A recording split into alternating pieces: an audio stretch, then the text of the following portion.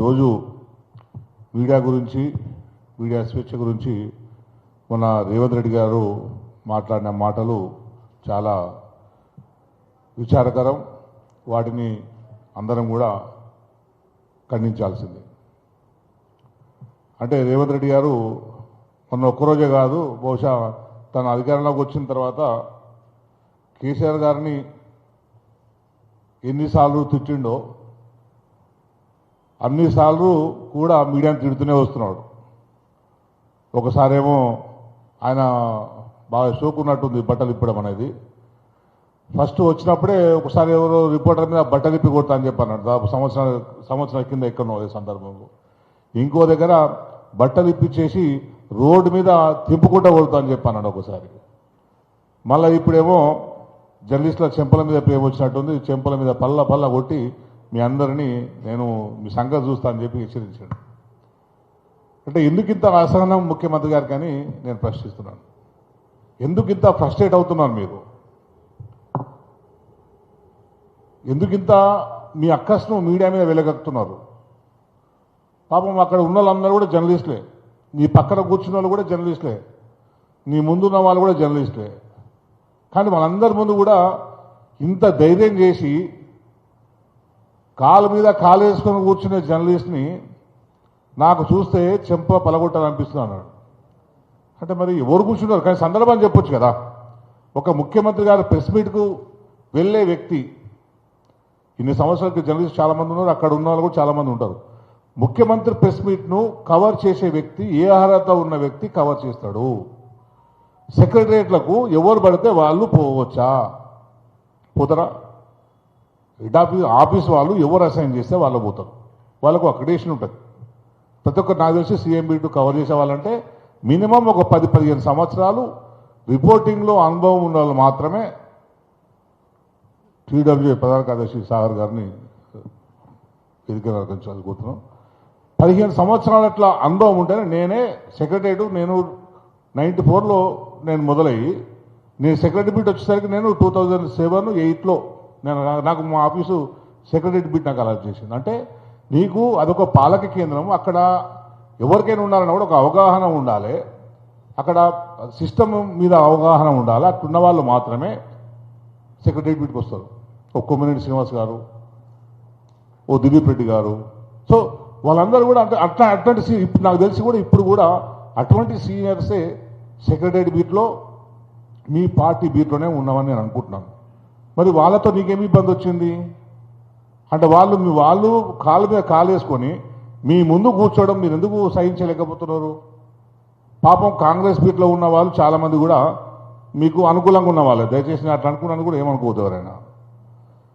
Secretary ఎందుకంటే ఏ బీట్లో ఉంటే ఆ బీట్ రిపోర్టర్స్ అక్కడ కొంచెం సానుకూలంగా మారిపోతుంటారు. ఎందుకంటే సోర్స్ పెరగాలి కదా.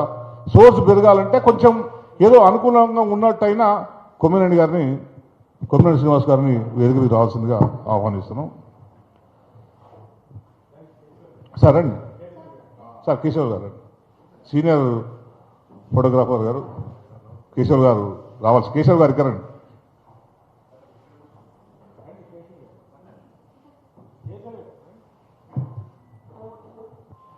పెద్దలు కొమ్మినేని గారు ఇప్పుడే వచ్చారు. ఎందుకంటే కొమ్మినేని గారు సెక్రటరీ బీటు కొన్ని సంవత్సరాల పాటు చూసినారు. మేము ఎలక్ట్రానిక్ మీడియాలో ఉన్నాం కనుక ఎవరు లేకపోతే మమ్మల్ని పంపిస్తుంది.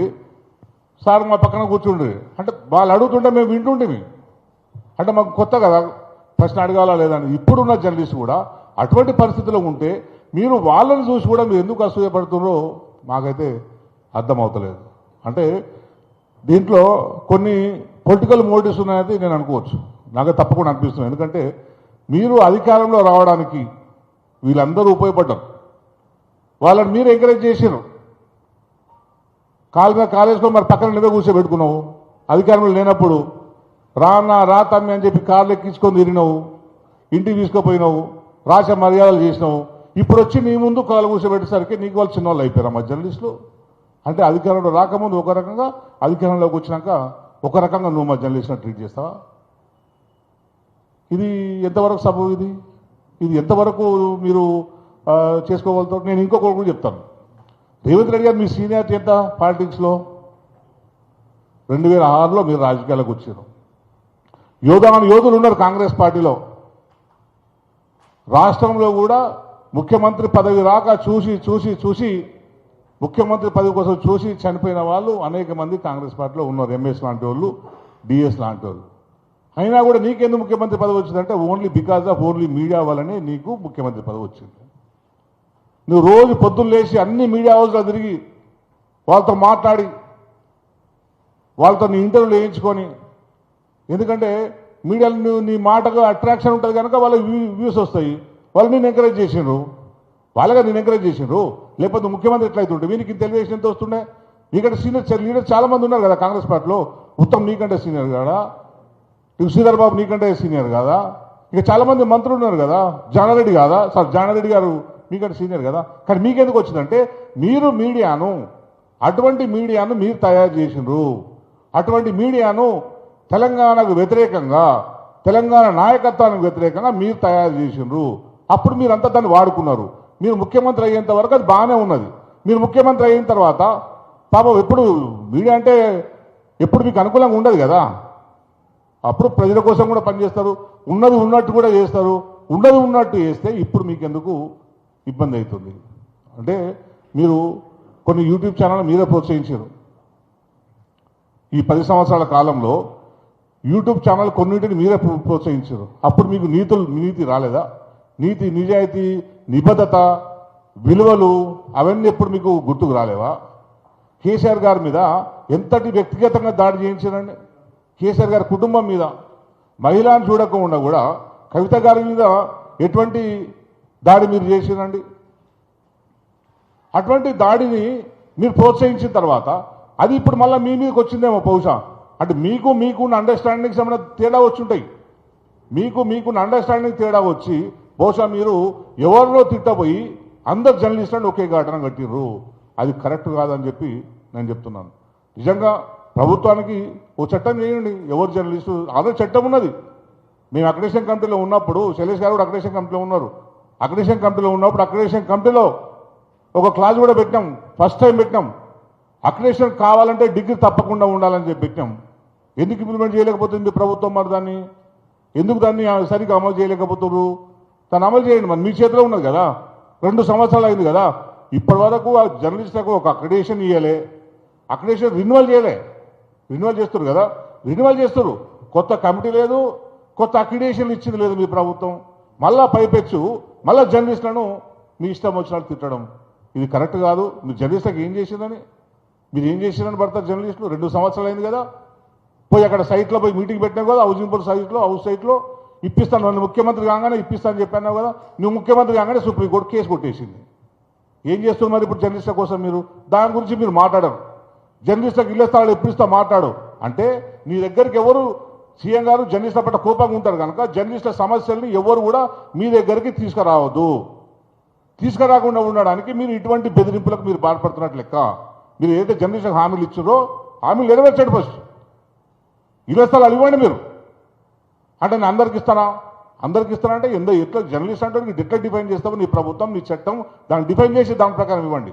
అవన్నీ వదిలిపెట్టి జర్నలిస్టులను బ్లాక్మెయిల్ చేసి, జర్నలిస్టులను తిట్టి, నీకు అనుకూలమైన వాళ్ళనేమో భుజం మీద ఎక్కించుకొని, నీకు వ్యతిరేకమైన వాళ్ళనేమో వీళ్ళంతా దొంగలు లంగలు వీళ్ళందరూ కూడా ప్రతిపక్ష పార్టీకి వత్తాసు పెడుతున్నారని, ప్రతిపక్ష పార్టీకి అమ్ముడు పోయిందని చెప్పి చెప్పుకుంటూ పోతే నువ్వు ఎట్లా, ప్రజలు ఎట్లా నమ్ముతారు? జర్నలిస్ట్గా అందరం కూడా ఎట్లా నమ్ముతావు నువ్వు చెప్పే మాటని?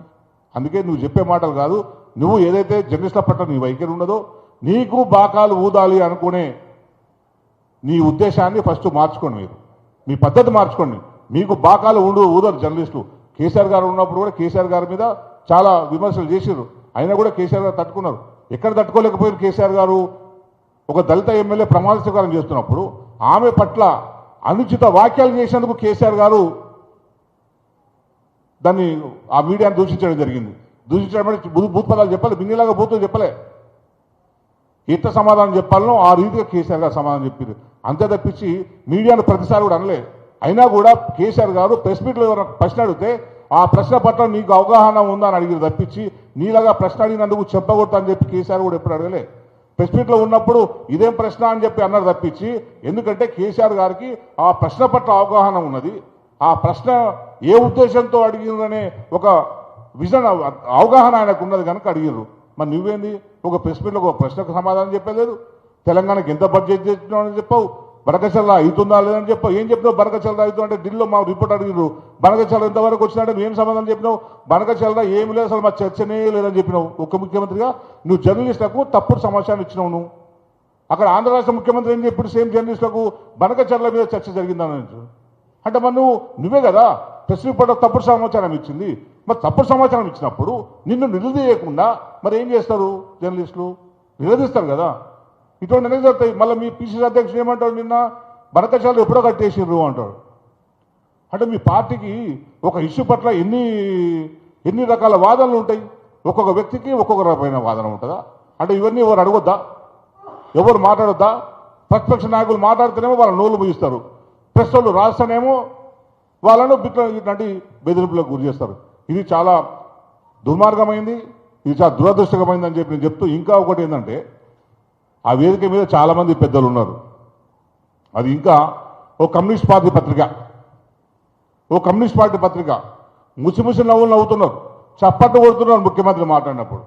మరి వాళ్ళకి ఏమర్థమైందో, దాంట్లో ఏమి సీఎం గారి మాటల్లో ఎంత తీపి ఉందో మరి నాకు అర్థం కాలే. కానీ ఎవరినైనా సరే ఒక వేదిక మీద జర్నలిస్టులను దూషించినప్పుడు నువ్వు కనీసం ప్రొటెస్ట్ చెప్పాలన్నా, నిరసన చెప్పాలన్నా, చెప్పకపోగా బాగా మాట్లాడారు మీరు అద్భుతంగా ప్రజెంటేషన్ ఉన్నది అని చెప్పడం అనేది నిజంగా ఆ పత్రికల విలువలకు వాళ్ళే సమాధానం చెప్పాలి. మరి ఆ కమ్యూనిస్ట్ పార్టీ నాయకులు వాళ్ళ దగ్గర సమాధానం చెప్పాలి. మేము ఇప్పటికీ ఎవరమైనా సరే